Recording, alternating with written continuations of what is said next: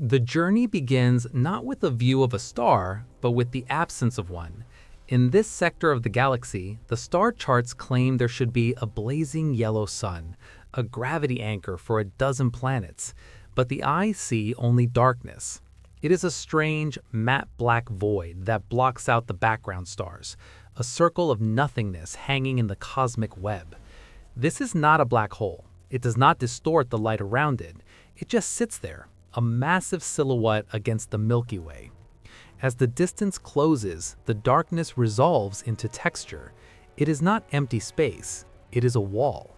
This is the skin of a god, a massive spherical shell constructed completely around a living star. The scale of the object is something the brain refuses to process at first. It looks small from light years away, but up close, the curvature is so slight it looks flat. The surface is a patchwork of hexagonal plates, each one the size of a continent.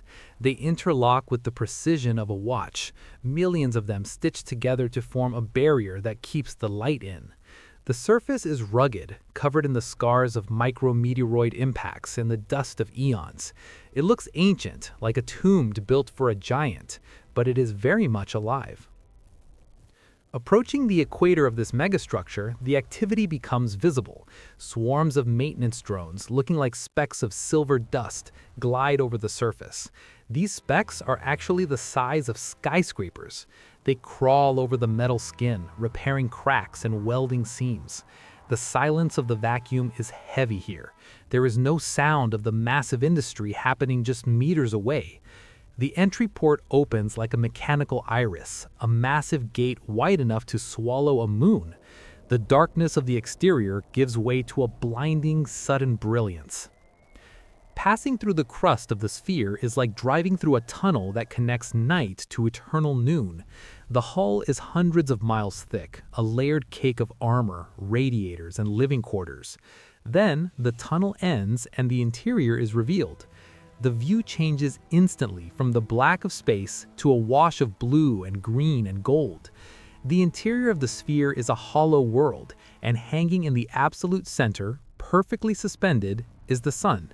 It is not a distant dot in the sky. It is a massive, roaring ball of fire that dominates the entire visual field. It sits there, captive, raging against the walls that imprison it. The light is constant. There is no night here. Shadows are permanent, etched into the ground, moving only when the observer moves. Looking up does not reveal stars. Looking up reveals the other side of the world. The landscape curves upward, rising like a massive bowl until it fades into the atmospheric haze millions of miles away. It is a dizzying perspective. The horizon does not drop away, it climbs. The land overhead is a blur of blue oceans and green landmasses, shrouded in cloud layers that look like thin streaks of white paint.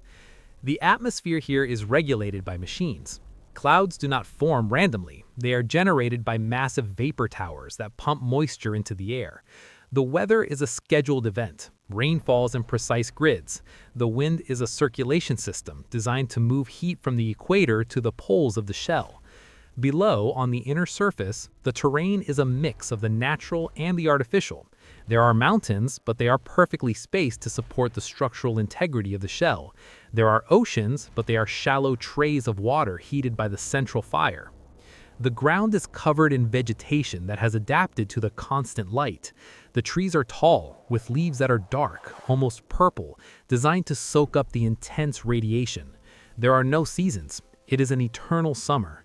The temperature is kept in a comfortable zone by massive heat exchangers that run through the crust of the sphere, dumping the excess thermal energy into the cold void outside. Scattered across this impossible landscape are the cities. They are not like cities on a planet. They are sprawls of silver and glass that stretch for thousands of miles.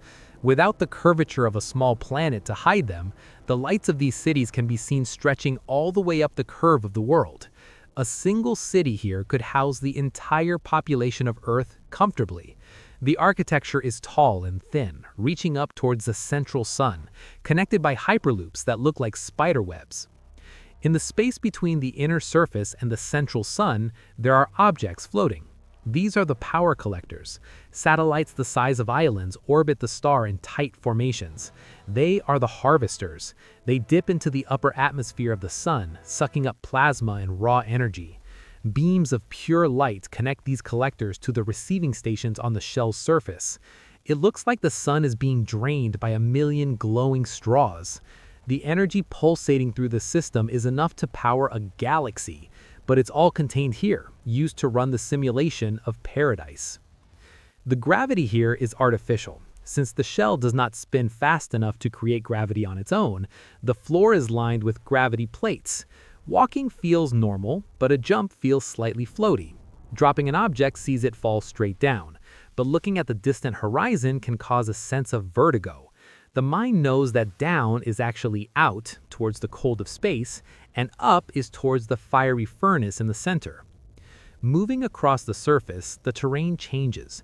There are vast agricultural zones where crops grow in seconds, fueled by the limitless energy. Automated harvesters, massive combines that span miles, roll over the golden fields. There is no need for farmers. The machine provides.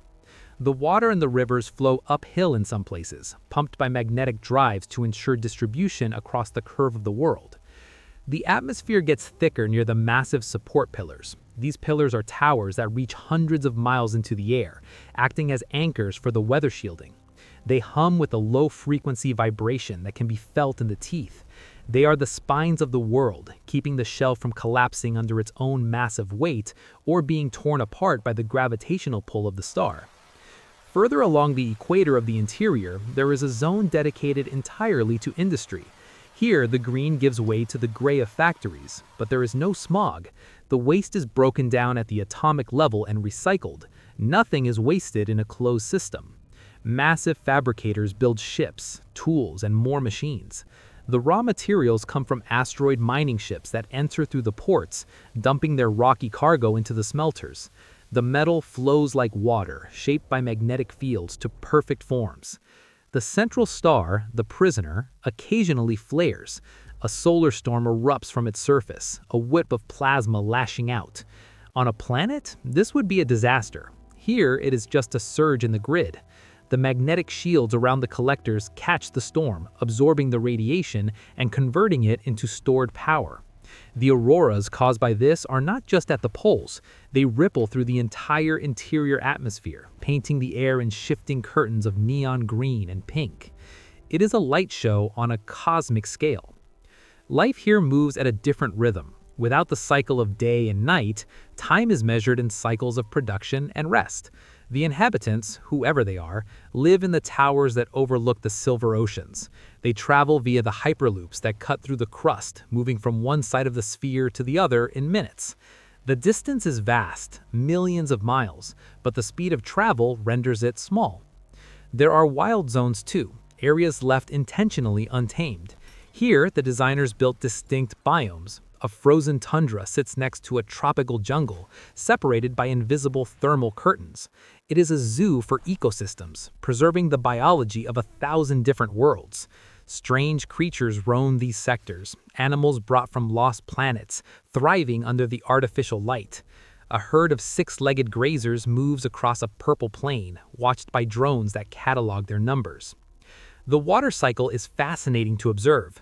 Massive evaporation from the oceans rises, hits the cooler upper atmosphere layers near the roof, condenses, and falls. But because the distance is so great, the rain can take hours to fall from the cloud base to the ground. It creates a misty, dreamlike quality to the air. Rainbows are circular here, complete rings of color that hang in the sky, framing the central sun. Deep below the habitable surface, inside the crust, lies the brain of the sphere. Miles of corridors lined with server banks. The air is freezing here to keep the processors cool. Blue lights pulse in the dark, processing the data of 1 trillion operations a second. The system monitors everything: the stress on the hull, the output of the sun, the oxygen levels, the population density. It is the silent ruler of the sphere, making adjustments constantly to keep the equilibrium. Back on the surface, a transit vehicle glides over a glassy ocean. The water is calm, no tides to disturb it since there is no moon. The reflection of the central sun on the water is perfect, a mirror image of the fire above. The vehicle moves silently, propelled by anti-gravity drives. It approaches a residential spire, a needle of crystal piercing the clouds. The docking sequence is smooth. From a high balcony on the spire, the view is absolute. To the left, the land curves up into the mist. To the right, the same. Straight ahead, the sun burns. It is a view that signifies mastery over nature. The civilization that built this did not just adapt to their environment, they enclosed it. They took the most violent, powerful force in their solar system and put it in a box. The energy consumption is staggering. Every second, the sphere captures more energy than a standard planetary civilization uses in 1,000,000 years. This allows for projects of physics that bend reality. Near the poles of the sphere, there are laboratories where space-time is folded and stretched. They are building portals, gateways to other stars, powered by the star they've caged.